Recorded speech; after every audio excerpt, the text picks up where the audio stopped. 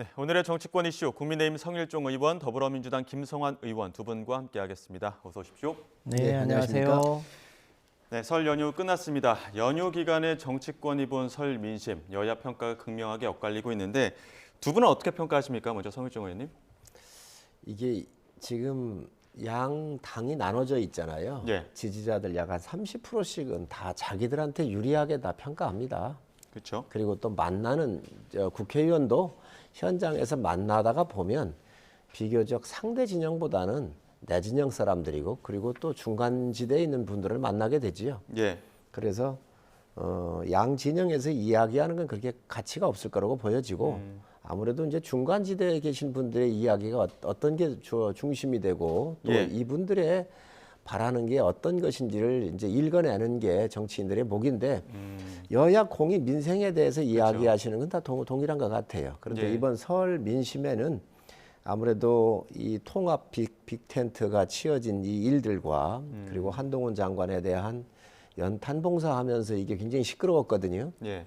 그렇기 때문에 이런 것들이 중도층에서 좀 많이 얘기가 오갔지 않나 좀 생각이 들고 특히 빅텐트를 쳤는데 이준석 대표 같은 경우가 이제 빅텐트에 함께 가면서 이제 우파의 30대 지도자로서의 굉장한 상징성을 갖고 있었는데 이것들에 대한 상징성을 굉장히 이게 좀 훼손된 느낌이 들어요. 왜냐하면 민주당에서 나왔었던 주류의 사람들이 민주당의 의원들이기 때문에 예. 여기 함께 갔는데 또 지지 기반도 어차피 민주당에서 앞으로 나오게 될 의원들이 많기 때문에 예. 여기에 들어갔었을 때 이준석 대표가 과연 그 정체성에 대해서 유지할 수 있을까? 또 젠더 문제를 비롯해서 너무 정책적으로도 어울리지 않는 부분이거든요. 이거는 선거를 치르기 위한 기호를 받기 위한 게였기 때문에 저는 굉장히 어려움에 처한 이런 이야기들이 좀 많이 중도층에서 나왔던 것으로 보여집니다. 그 부분 잠시 후에 조금씩 하나씩 짚어보도록 하고요. 김성환 의원께서는 설 민심 어떻게 들으셨습니까? 네, 이제 저는 이제 지역구가 서울 노원구 상계동인데요. 예. 저희 지역에 상계중앙시장이라고 예. 전통시장이 있습니다. 제가 매년 설 직전에 그 중앙시장을 들러서 그 상인들하고 이제 인사도 나누고 뭐 선물도 조금씩 사고 그러는데 올해는요 유독 손님들이 전체적으로 많이 줄었어요. 예. 오히려 그 시장은 현대화해가지고 훨씬 좋아졌는데도 이용자들이 훨씬 줄어가지고 설 대목을 봐야 되는 상인들이 진짜로 울상이더라고요. 이렇게 경제가 안 좋은데 대통령은 도대체 뭐하냐 이런 그런 불만이 아주 가득하고요. 근데 마침 설 직전에 이제 KBS 녹화 대담이 예. 있었지 않습니까? 이제 거기에 민생 경제 걱정이라기보다는 이제 핵심이 결국 김건희 여사의 명품백을 파우치로 축소하면서 국민들한테 제대로 사과도 안 한 채로 그냥 얼렁뚱땅 넘어간 거 아닙니까? 그것에 대한 국민들의 불만이요. 굉장히 바닥에 그득한 게 느껴졌습니다. 제가 특히 이제 제가 잘 아는 분들은 그렇다고 치는데 저를 잘 모르는 사람들이 저를 직접 이렇게 찾아와서 이번에 꼭 총선 때 심판해달라 이런 얘기를 하는 주민들이요. 정말 한두 명이 아니었어요. 이제 예. 그런 면에서 이번 설에 우리 시민들이 느끼는 민생 파탄에 대한 윤석열 정부의 책임 그것을 이번 총선의 심판 이렇게 연결하려고 하는 흐름이 매우 강한 그런 것을 실제로 체감했던 설이었습니다. 네. 성일종님 뭐 적으시던데. 이제 그게 이제 바로 듣고 싶어하는 민주당의 그쪽 진영의 이야기죠. 저희 진영 똑같아요. 왜 이재명 대표가 지금 저렇게 활개를 치느냐, 왜 못 잡아넣느냐, 이 사법 리스크에 대해서. 그런데 이재명 리스크나 뭐 다른 리스크들이 이미 여론조사에 다 반영이 된 거거든요. 예. 그렇기 때문에 그거 자체는 그게 큰 의미가 없고 오히려 중도층에서 바라보는 게 한동훈 비대위원장 이야기가 많이 나와요. 어떤 지금 내용이요? 민주당하고 굉장히 대비가 되잖아요. 예를 들면 86 운동권 청산에 대한 문제와 격차에서 우리 사회가 갖고 있는 교육 격차, 소득 격차, 문화 격차, 교통 격차 이런 문제에 대해서 지금 이슈를 선점하고 있단 말이죠. 예. 그래서 계속 이끌고 가니까 이 한동훈 장관에 대해서 뭐 장관으로서 업무 능력으로서의 믿음을 주었었지만 정치인으로서에 대한 여러 가지 경험 부족에 대해서 상당히 우려를 많이 했었는데 지금 이런 그 대한민국 정치판에 대해서 지금 주도를 하고 있거든요. 그렇기 때문에 아마 한동훈 장관에 대해서 중도층들이 상당한 이야기가 있었지 않나 생각을 합니다. 또 예. 그러한 기대감을 나타냈고요. 자, 아니, 본격적으로 객관적으로 그러니까 지난 지방선거 네. 직후부터 그 거의 1년 6개월 이상 소위 윤석열 정부에 대한 일종의 찬반 여론이 평균 내보면 찬성이 대략 한 30에서 35, 반대가 60에서 65 사이를 왔다 갔다 하지 않습니까? 그 여론이 그 이후에 단 한 번도 바뀐 적이 없습니다. 그리고 그렇게 찬반의 차이가 난 것의 핵심이 중도층의 이반이죠. 중도층이 지금 윤석열 정부가 너무 외교부터 민생까지 잘하는 게 하나도 없다. 이런 평가가 있는 거고요. 그것이 이번 설에도 고스란히 드러나고 있다. 그런 객관적인 사실에 대해서 국민의힘이 조금 귀 기울일 필요가 있는 거 아닌가. 이제 이렇게 여론조사의 추이를 한번 볼 필요가 있는데 지금 여론조사가 뭐 김성환 의원님 초창기 말씀하시는 것 같은데 대충적으로 맞는 말씀이세요. 그런데 지금 시간이 오면서 대통령의 여러 가지 민생에 대한 보폭을 상당히 넓히고 있고 또 당과 대통령실에 있어서의 수직적 관계를 수평적 관계로 변환을 좀 주면서 비교적 공천 과정에서도 합리적인 공천을 하고 있단 말이죠. 이런 것들이 반영이 되면서 여론조사도 봤지만은 민주당하고 이제 큰 차이가 없습니다. 다 붙어 있습니다. 그렇기 때문에 이런 것들이 이번에 설 민심에도 여론조사적으로 예. 나오지 않나 싶습니다. 자, 이제 여야 본격적으로 공천 경쟁하고 있는 부분들도 좀 짚어봐야 될 것 같아서 주제를 좀 바꿔보겠습니다. 이제 설 연휴 끝나고 민주당도 컷오프, 그러니까 현역 의원 평가 하위 20% 명단 통보할 예정이기도 하고요. 그 개파 갈등에 대한 그 이재명 대표의 어떤 단결 강조 이런 이후로 어떤 설 연휴에도 개파 갈등을 좀 조심스럽게 보는 분위기가 있는 것 같은데 당내 분위기는 어떻습니까?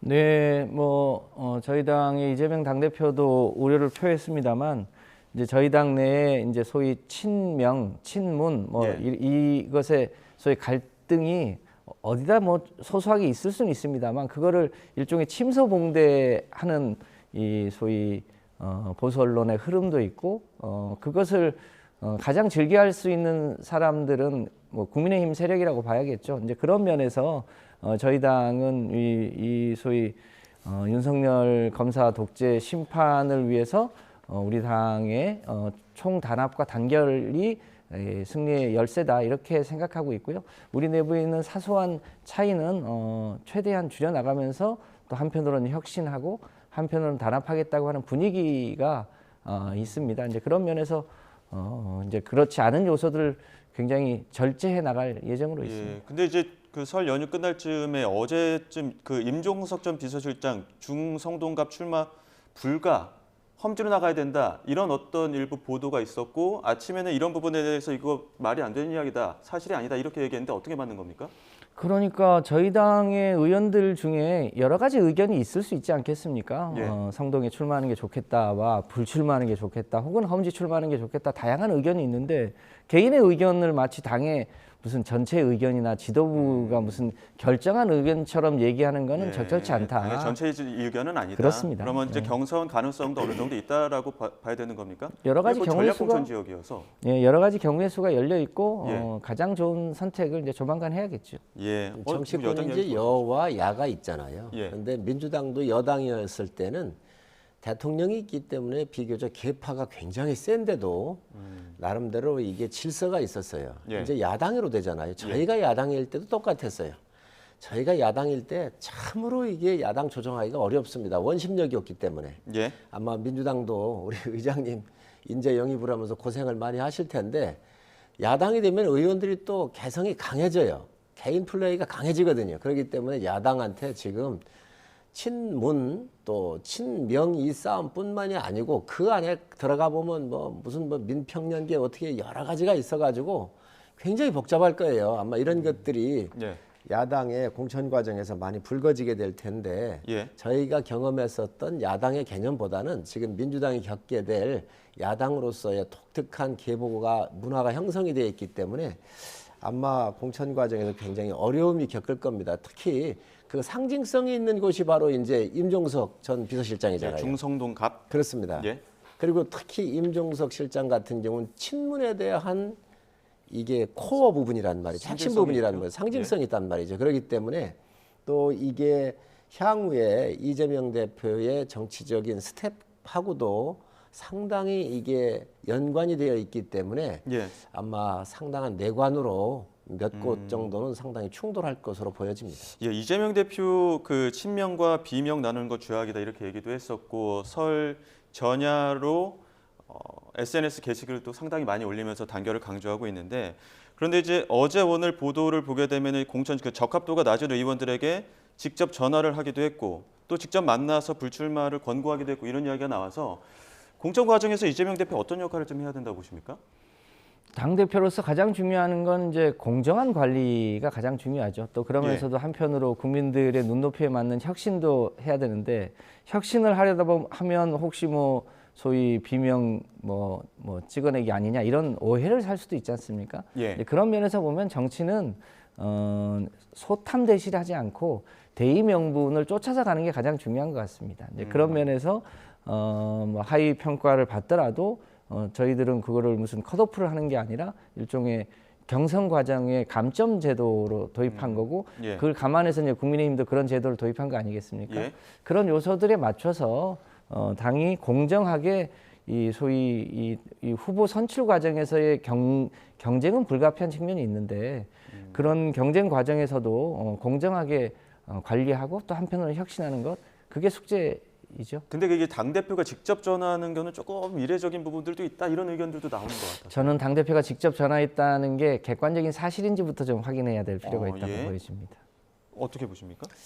아무래도 이재명 대표께서 직접 나서는 것은 그 후유증을 최소화하려고 하는 거 아니겠어요? 최선을 다했다는 모습이라고 이렇게 보여주고 싶을 건데 문제는 지금 민주당의 당대표의 리스크가 다른 어떤 후보자보다도 크다는 거예요.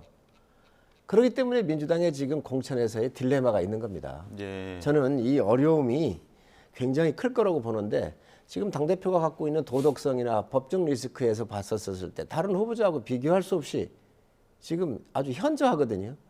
이 부분에 대해서 다른 사람한테 공천을 안 줄 명분이 없는 거죠. 그렇기 때문에 이 후유증이 저는 앞으로 민주당이 굉장히 공천 과정에서 불거질 거고 이에 따르는 많은 이런 부분들이 나와서 저는 저 삼지대로 향하지 않겠나 생각을 해봅니다. 예.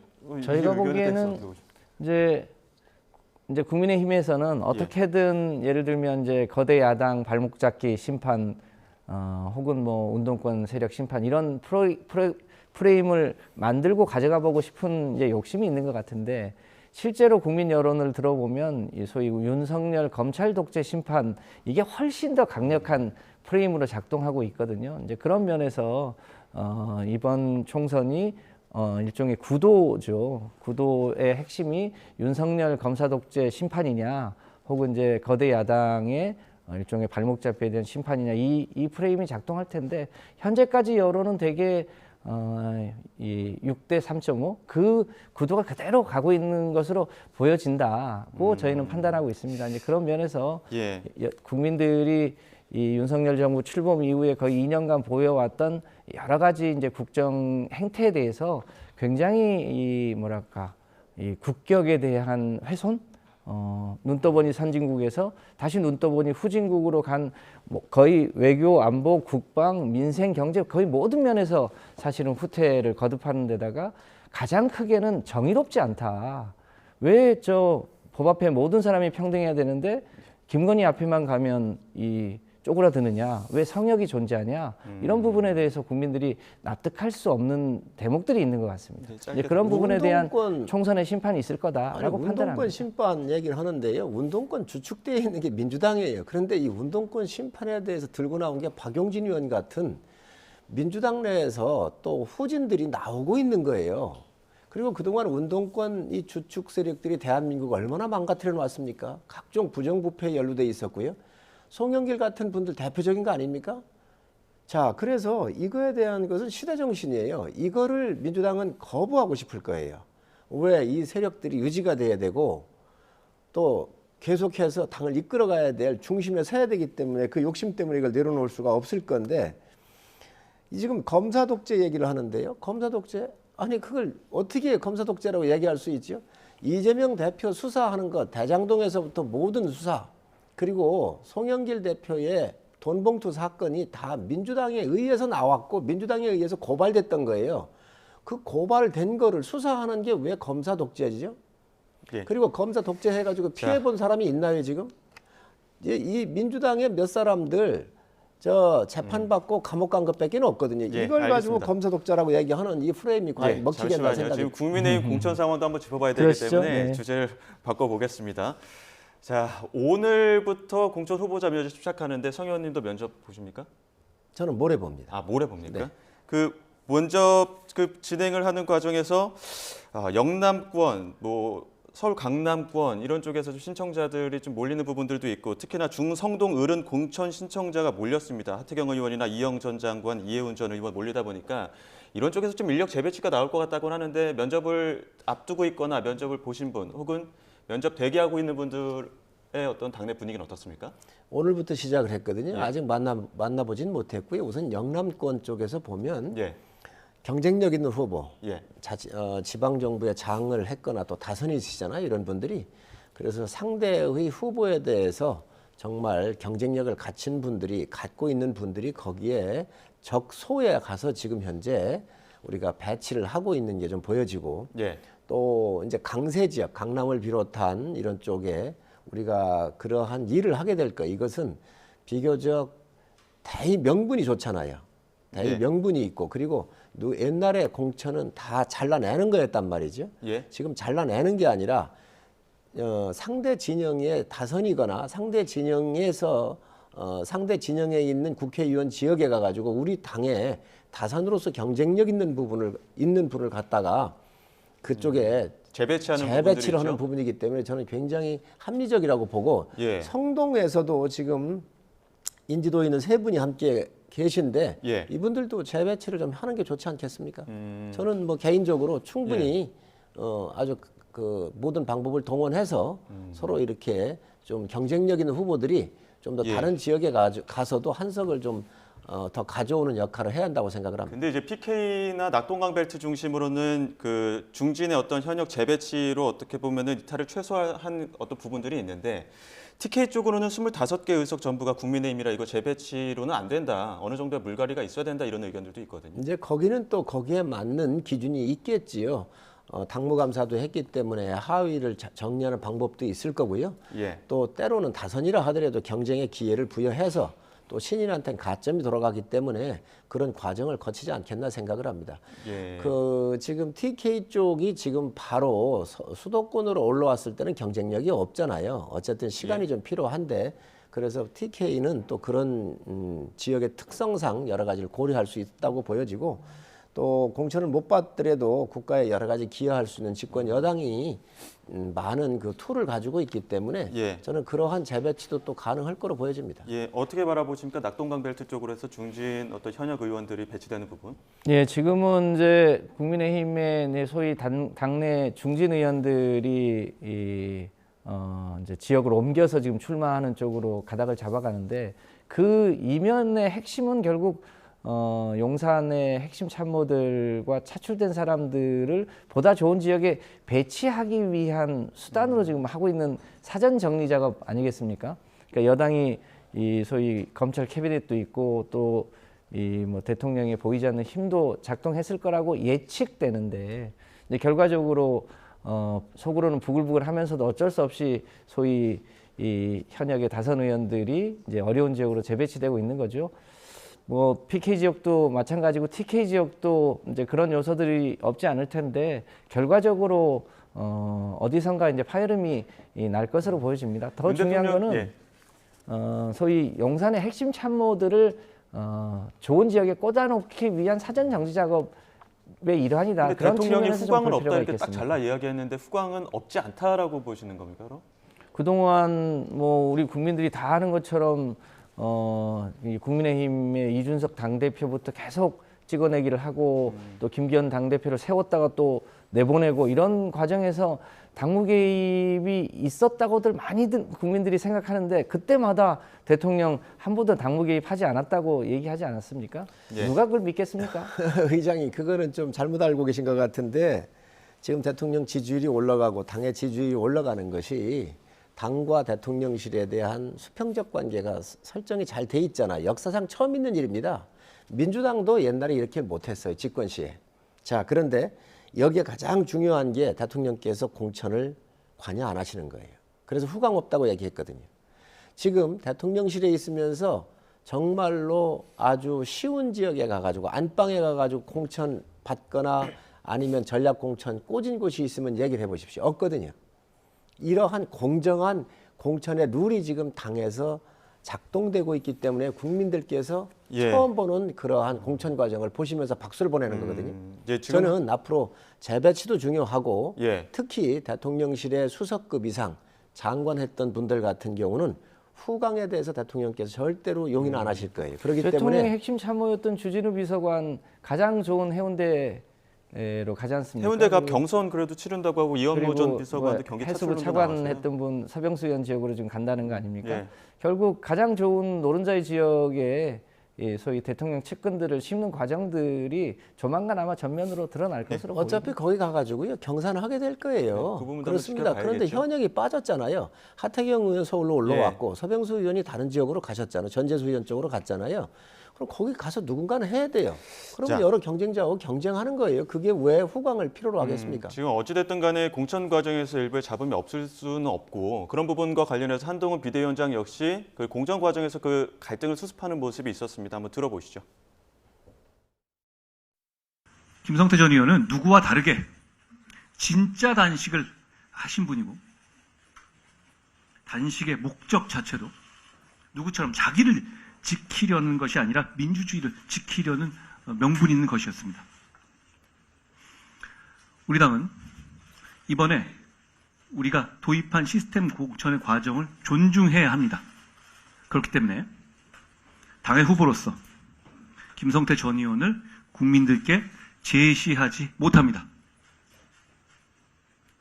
그렇다고 해서 김성태 전 의원의 헌신과 민주주의에 대한 기여 그리고 거기에 대한 저와 우리 당의 평가가 달라지는 것은 전혀 아닙니다.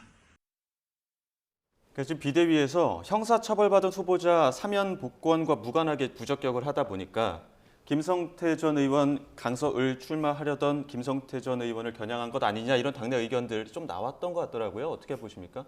제일 안타까운 부분이 시스템 공천을 하다가 보니까 이런 문제가 생기는 거잖아요.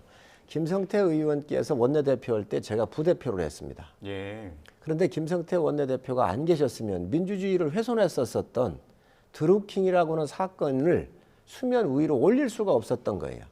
이분께서 9일을 단식을 하셨거든요.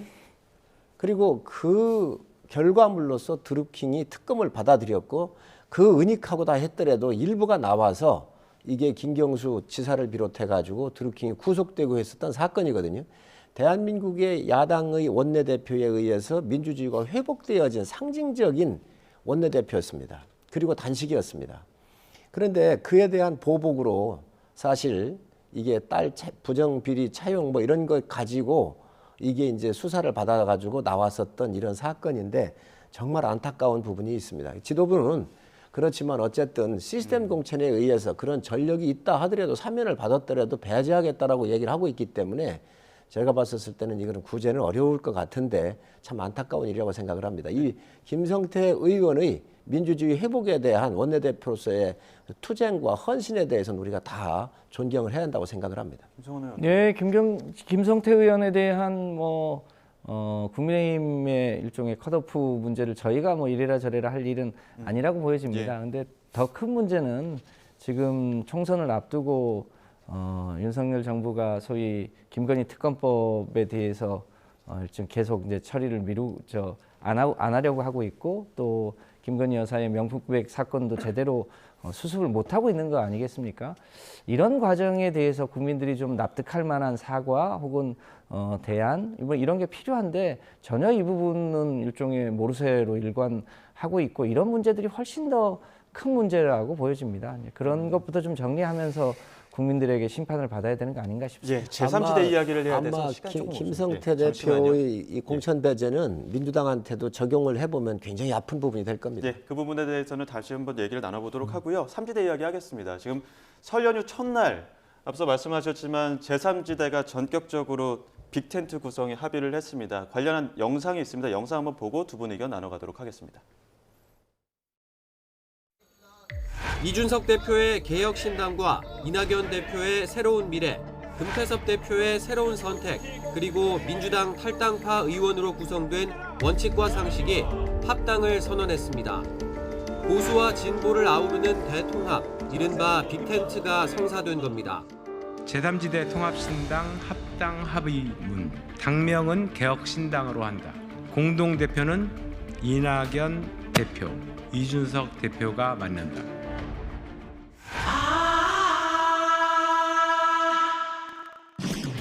당명도 사실 대중에게 가장 먼저 인지도 높아진 게 개혁신당이고 주요 당대표 지도자 어떤 그 인지도나 이런 면에서도 개혁신당 쪽 유리하다고 다들 판단했기 때문에 그래서 오히려 급물살을 탄 것도 있다. 지금 한 대여섯 군데로 추려가지고 저희가 지금 이제 보고 있습니다. 수도권에 우선 많죠. 수도권에 많고 가짓수로는 대구 가능성도 열어놓고 보고 있습니다.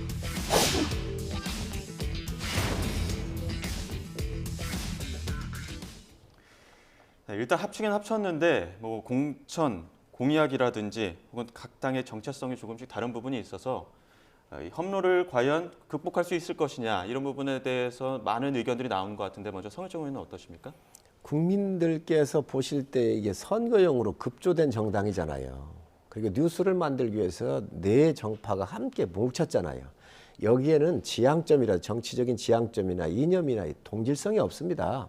아까도 말씀드렸지만 그렇기 때문에 저는 이 개혁신당은 선거 치르기도 쉽지가 않을 거로 보여지고 국민들께서 그 부분을 모르시겠습니까? 전 그래서 그렇게 큰 영향은 안 줄 거라고 보여집니다. 예, 그래도 이번 총선에서 가장 큰 변수다라는 해석도 많은데 김성환 의원께서 어떻게 보십니까? 네, 설전 인사할 때 오렌지색, 뭐 보라색, 흰색, 검은색 이런 예.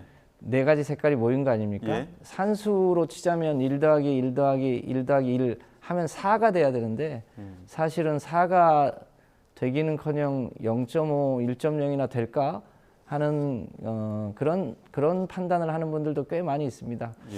우리 성일정 의장님 말씀하신 대로 이 네 세력들이 각각 뿌리가 다르고 지향이 다른데 일종의 제3지대에서 텐트를 크게 친다고 국민들이 그 부분에 대해서 동의할 수 있을까에 대해서 저희로서도 상당한 의문을 갖게 됩니다. 특히 민주당에서 민주당을 비판하면서 나갔던 분들이 결국 이준석 신당에 사실상 이제 합류하고 그쪽에 이제 포함된 거 아니겠습니까?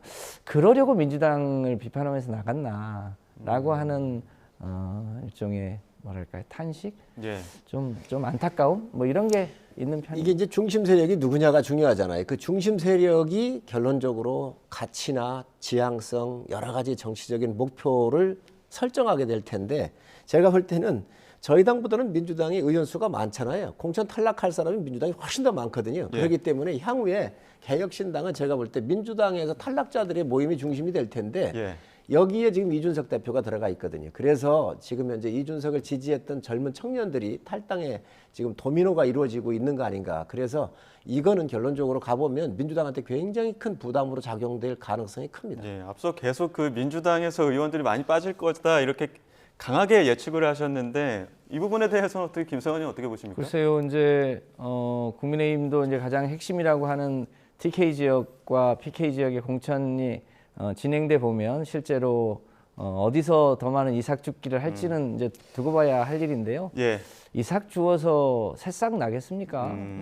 예, 자 그러면 그 설 연휴 첫째 날은 개혁신당 이슈가 굉장히 많은 그 뉴스를 전해드렸다면 설 연휴 마지막에는 조국 전 장관이 총선 출마를 시사해서 이 부분이 가장 많은 또 뉴스가 되기도 했었거든요. 문 전 대통령 예방하기도 했었고요. 그 모습 잠시 듣고 두 분 이야기 나눠가겠습니다. 저는 무도하고 무능한 윤석열 검찰 독재 정권의 조기 종식과 민주공화국의 가치를 회복하기 위한 불쏘시개가 되겠습니다. 어떠한 난관도 꺼리지 않고 걸어갈 생각입니다. 불쏘시개가 돼서 제가 하얗게 타더라도 걸어가겠습니다.